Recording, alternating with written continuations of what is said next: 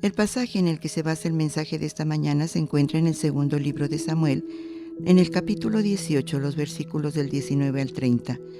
Y la palabra de Dios dice así: Entonces Ahimaas, hijo de Sadoc, dijo: Correré ahora y daré al rey las nuevas de que Jehová ha defendido su causa de la mano de sus enemigos. Respondió Joab: Hoy no llevarás las nuevas, las llevarás otro día. No darás hoy la nueva, porque el hijo del rey ha muerto. Y Joab dijo a un etíope: Ve tú y di al rey lo que has visto. Y el etíope hizo reverencia ante Joab y corrió.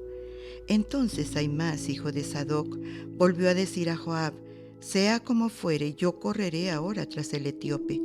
Y Joab dijo: Hijo mío, ¿para qué has de correr tú si no recibirás premio por las nuevas? Mas él respondió: Sea como fuere, yo correré. Entonces le dijo: Corre.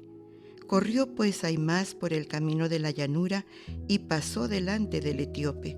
Y David estaba sentado entre las dos puertas, y el atalaya había ido aterrado sobre la puerta en el muro, y alzando sus ojos miró, y vio a uno que corría solo. El atalaya dio luego voces y lo hizo saber al rey, y el rey dijo: Si viene solo, buenas nuevas trae. En tanto que él venía acercándose, vio el atalaya a otro que corría, y dio voces el atalaya al portero diciendo: He aquí otro hombre que corre solo. Y el rey dijo: Ese también es mensajero. Y el atalaya volvió a decir: Me parece el correr del primero como el correr de Ahimaas, hijo de Sadoc. Y respondió el rey: Ese es hombre de bien, y viene con buenas nuevas. Entonces Ahimaas dijo en voz alta al rey: Paz. Y se inclinó a tierra delante del rey y dijo: Bendito sea Jehová Dios tuyo, que ha entregado a los hombres que habían levantado sus manos contra mi señor el rey. Y el rey dijo: ¿El joven Absalón está bien? Y Ahimaas respondió: Vi yo un gran alboroto cuando envió Joab al siervo del rey y a mí tu siervo, mas no sé qué era. Y el rey dijo: Pasa y ponte allí. Y él pasó y se quedó de pie.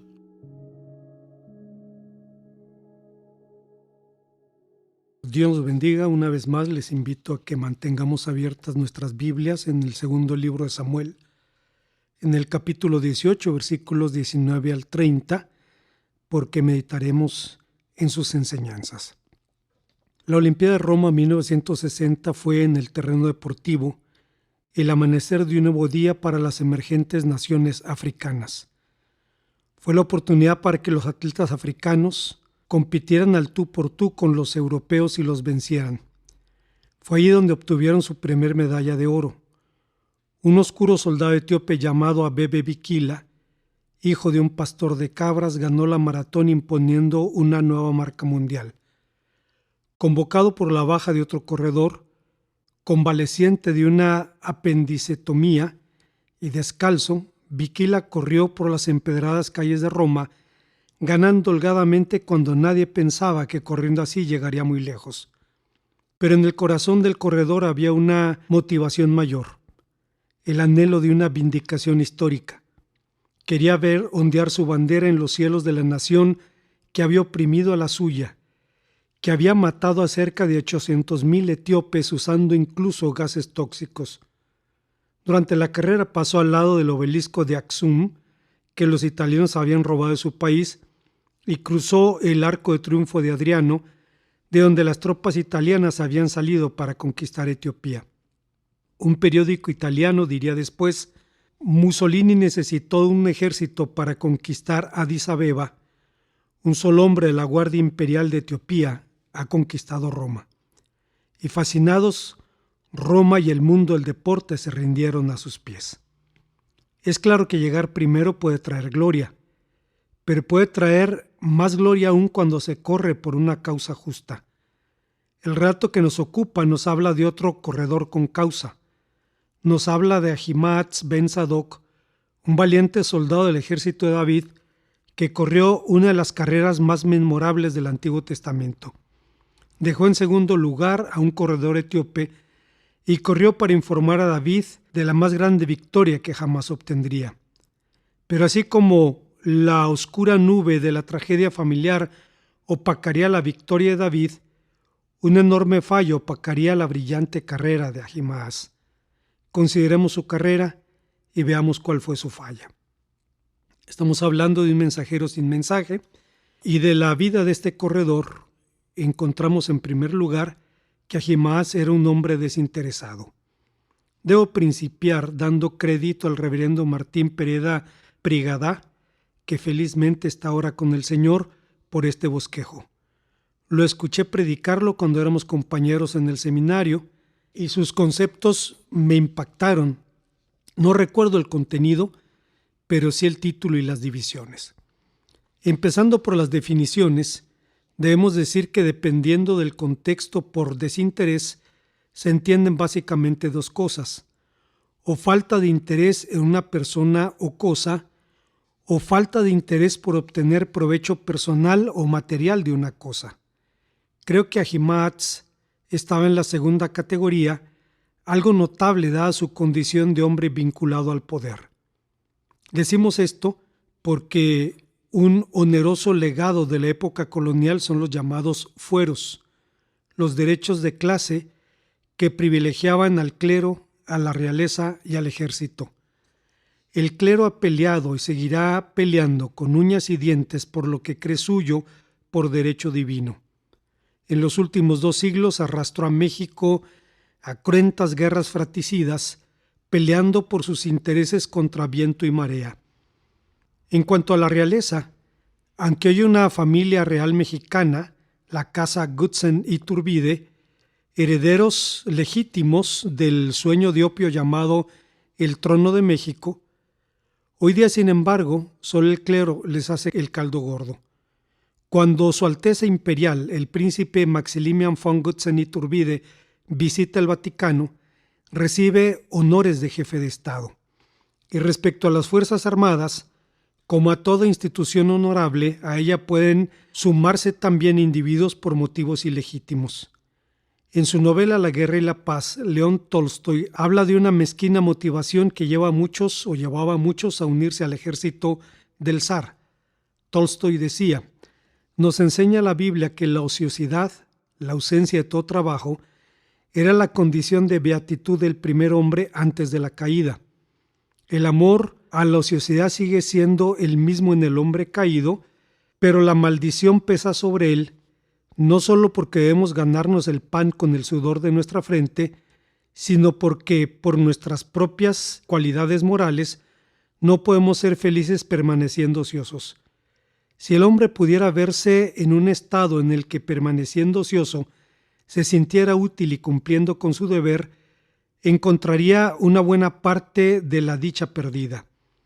Hay toda una clase, los militares, que gozan de semejante estado de ociosidad obligatoria e irreprochable, y en ello reside y residirá el especial atractivo del servicio militar. Atreviéndonos a contradecir a un sabio como Tolstoy, debemos decir que la Biblia no enseña que Adán estuviera ocioso. Fue puesto en el huerto del Edén, dice Génesis 2:15, para que lo labrase. Tampoco podemos hablar de ocio en los soldados mexicanos. Nuestros soldados, además de soldados, son granjeros, rescatistas, bomberos, paramédicos, choferes, policías, trabajadores sociales, etc. Si alguien está buscando un trabajo donde no tenga que trabajar, no lo encontrará en el ejército mexicano. Pero los hechos nos dicen que los privilegios castrenses pueden ser más peligrosos que su supuesta ociosidad. En 2015, la Corte Interamericana de Derechos Humanos juzgó la competencia de los tribunales militares mexicanos para procesar delitos contra los derechos humanos cometidos por elementos de las Fuerzas Armadas, porque no pueden ser juez y parte.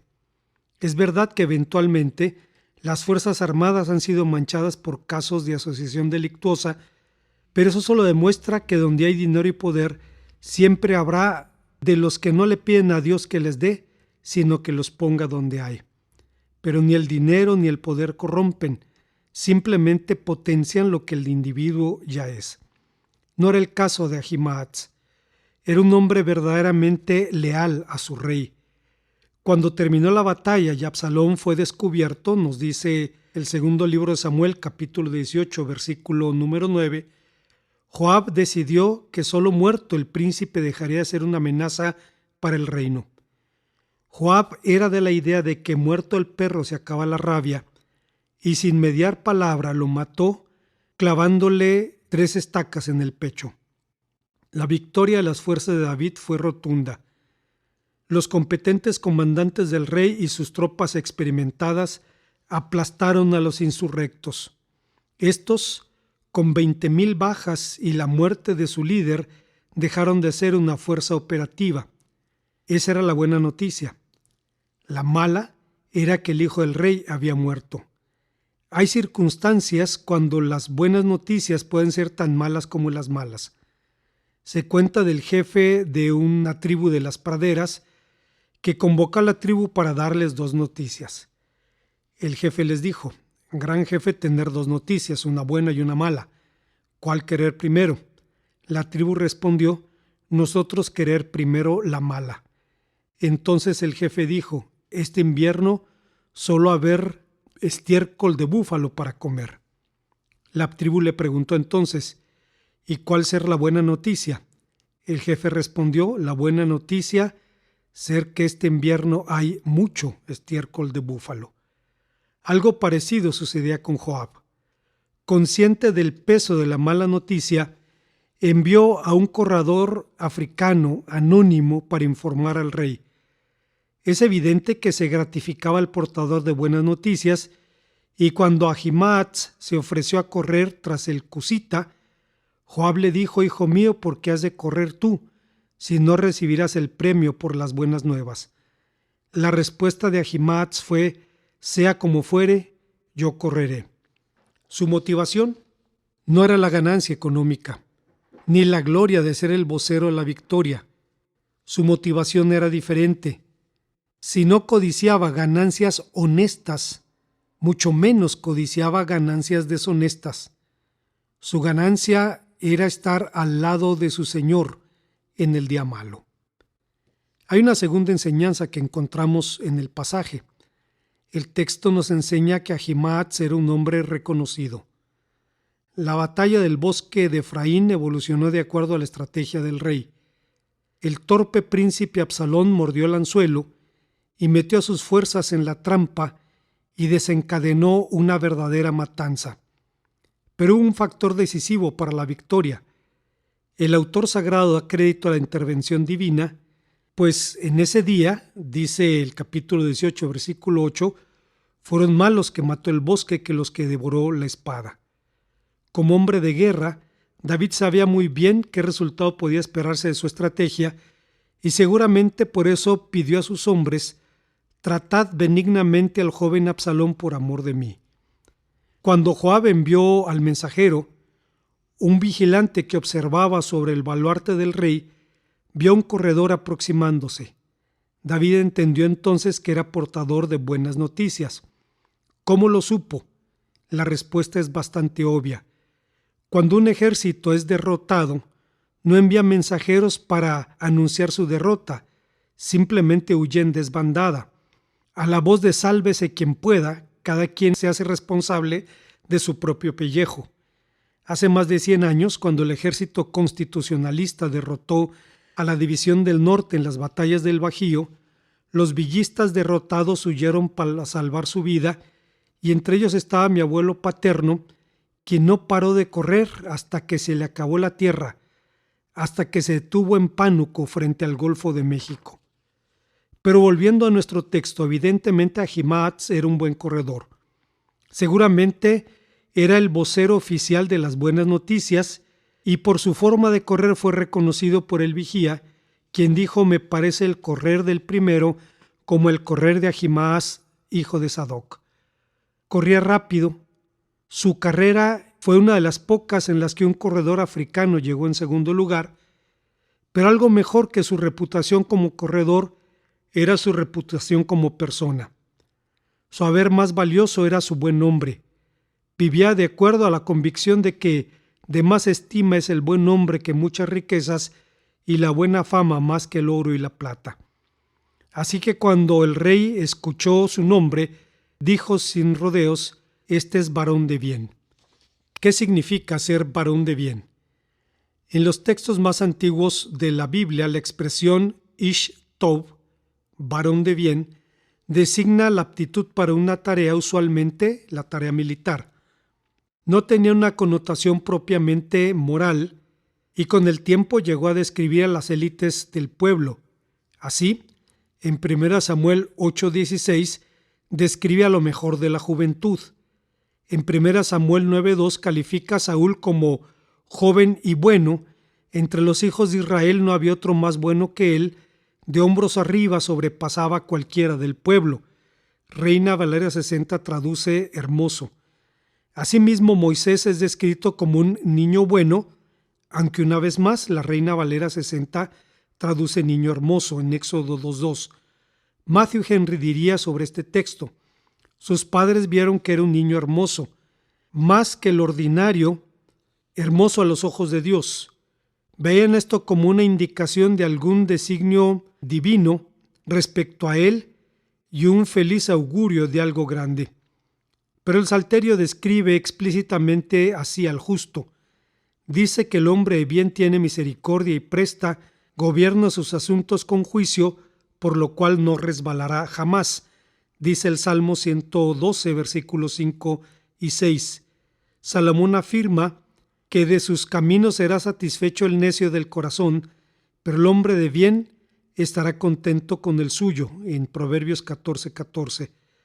El libro de los Hechos describe también a Bernabé como varón bueno, lleno del Espíritu Santo y de sabiduría. Es pues evidente que ser varón de bien significa mucho más que gozar de buena fama. Agustín de Hipona diría por esa razón: cuando uno pregunta si una persona es buena, no debe preguntar lo que esa persona cree o espera, sino lo que ama. La persona que ama rectamente indudablemente creerá y esperará rectamente. La persona que no ama cree en vano, aunque los motivos de su fe sean verdaderos. La persona que no ama espera en vano, aunque las razones de su esperanza sean parte real de la verdadera felicidad. En suma, el llamado a los creyentes a una vida de testimonio no es un llamado a mostrar al mundo cuán buenos, justos u honorables somos, sino cuán bueno, justo y fiel es nuestro Dios. Es un llamado a testificar con la vida, porque la predicación más elocuente es la del que vive su propio mensaje. Como ocurrió en el pasado y ocurre en el presente, el mundo oye mejor con los ojos, está más dispuesto a oír cuando, usando una expresión coloquial, ve que el audio checa con el video. Hay una tercera y última enseñanza en este pasaje. El texto nos enseña que Ahimaaz era un mensajero sin mensaje. Hasta aquí podemos destacar las virtudes de nuestro corredor. Pero como señalamos al principio, así como una oscura nube, la muerte de Absalón, opacaría la victoria de David, una falla oscurecería la carrera de Ahimaaz. Su nombre sería perpetuado como el sinónimo de un testigo mudo, de un mensajero sin mensaje.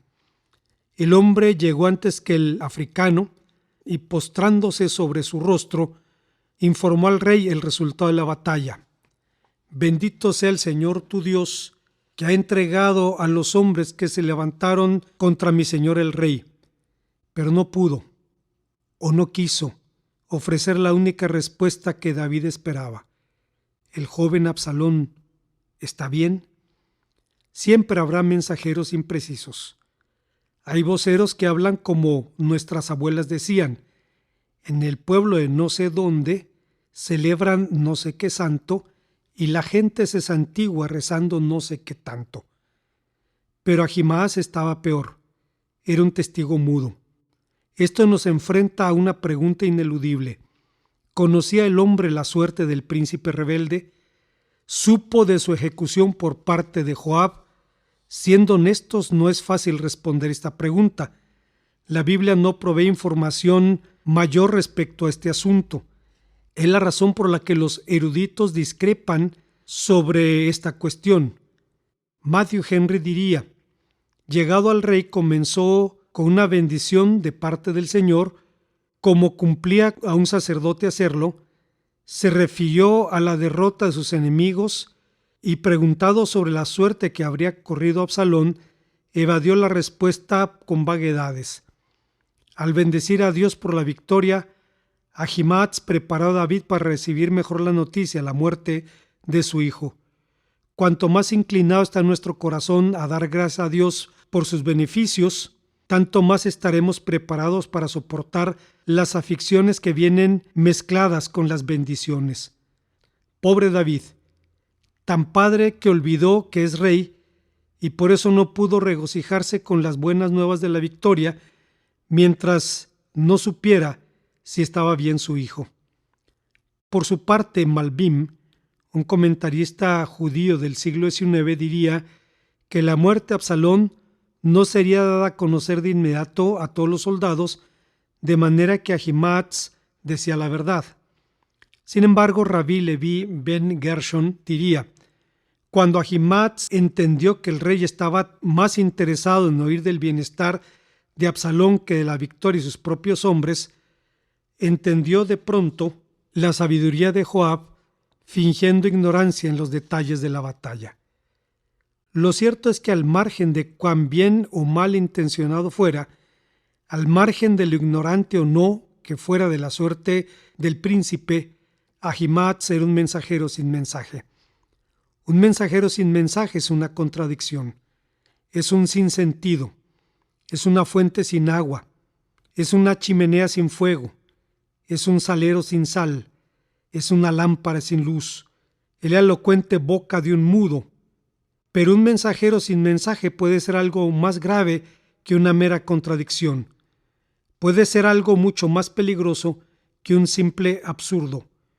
Un intérprete judío contemporáneo dice: si alguien tiene alguna información para otra persona, y especialmente si puede advertirle contra algún peligro, él debe informar sin dilación. Esto cae en la categoría de amar al prójimo como a uno mismo.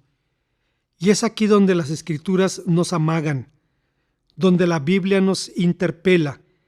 Es aquí donde Dios nos señala con su índice. Una vez más, aunque solo podemos especular sobre las razones del silencio de Ahimaaz, de lo que no podemos especular, de lo que en ninguna manera podemos justificar, son nuestras propias razones para ser voceros mudos, para ser mensajeros sin mensaje. Coloquialmente hablando, testificamos de algo cuando mostramos evidencias basadas en la experiencia. En la vida cristiana, una persona testifica cuando comparte su conocimiento de la gracia de Dios basado en la experiencia personal de fe en Cristo.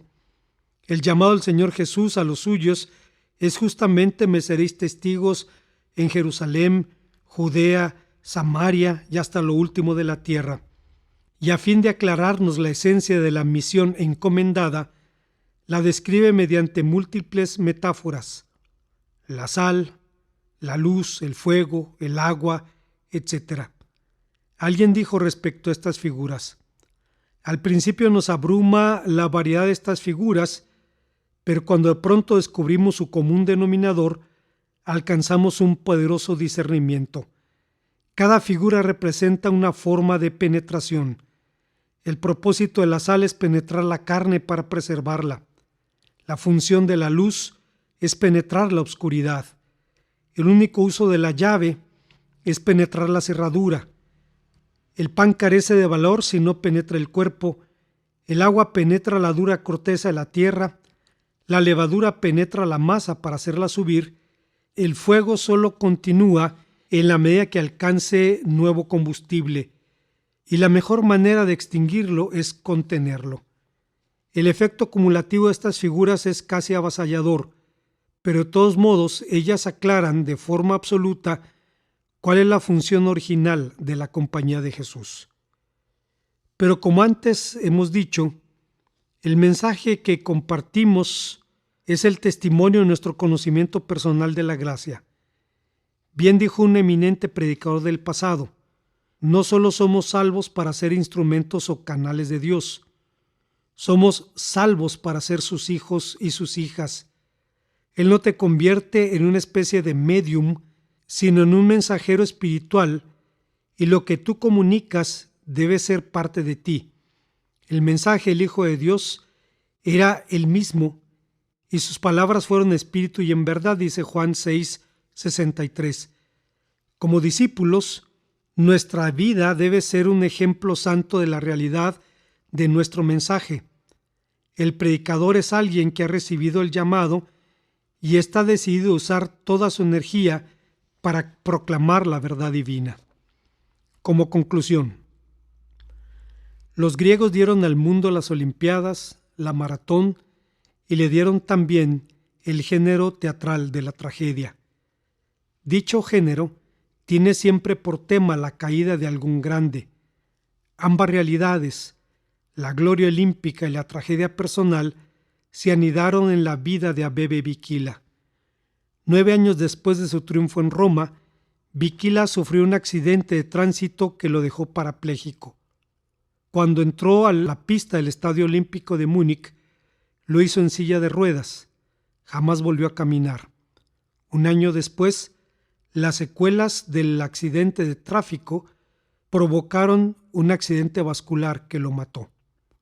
Al ganar su primer medalla de oro, Bikila dijo: «Quería que todo el mundo supiera que Etiopía gana siempre con determinación y heroísmo». Aunque era un soldado entrenado para pelear, después de su tragedia no peleó. Se rindió al trono de Dios. Como creyente, Bikila dijo: «Los hombres de éxito conocen también la tragedia. Fue la voluntad de Dios que ganase el oro olímpico y fue la voluntad de Dios que tuviese mi accidente. Acepto esas victorias y acepto la tragedia. Tengo que aceptar ambas circunstancias como hechos de la vida y vivir feliz». Asumió la realidad en fe, pero como corredor terminó la carrera que llevó a los pueblos de África al lugar que la historia les había asignado. Su mensaje era que los africanos también podían ser los mejores. Su mensaje era, en el ocaso del colonialismo europeo y en el amanecer de la independencia africana, un virtual mensaje de redención.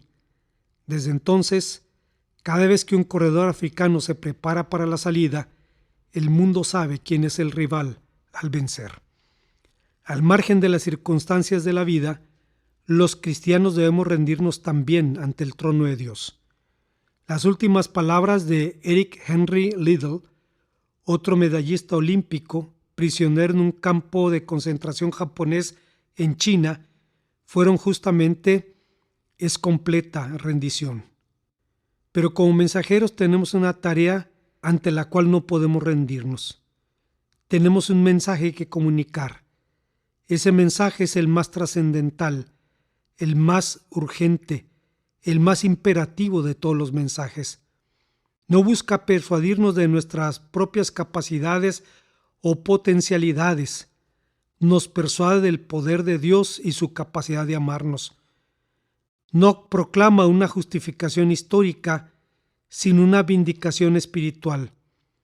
No es un asunto de redención del pasado, es un anuncio de redención del pecado y por tanto redención del pasado, del presente y del futuro.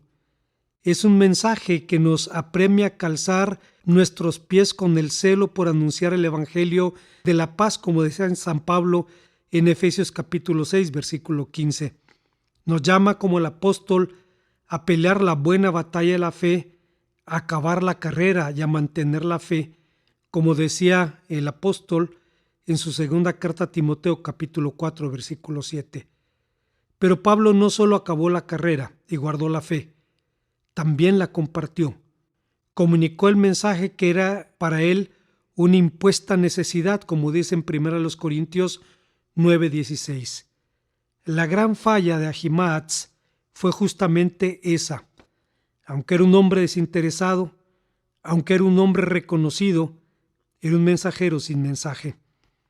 Si esa fue la gran falla del mensajero, ese es también nuestro gran desafío. Pero oír del llamado de Dios a su iglesia a proclamar el Evangelio Puede ser como oír el llamado de las campanas.